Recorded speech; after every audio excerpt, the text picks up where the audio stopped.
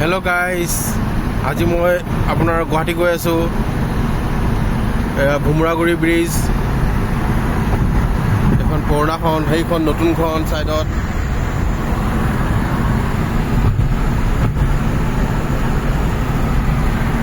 ৱেডাৰটো ধুনীয়া আছে আজি, ঠাণ্ডা ঠাণ্ডা।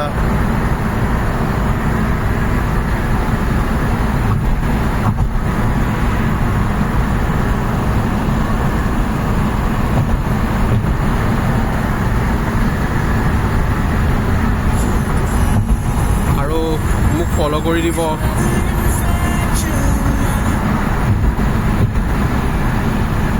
মই অলপকৈ ট্ৰাই কৰি আছোঁ, কাইণ্ডলি মোক ফ'ল' কৰিব অলপ।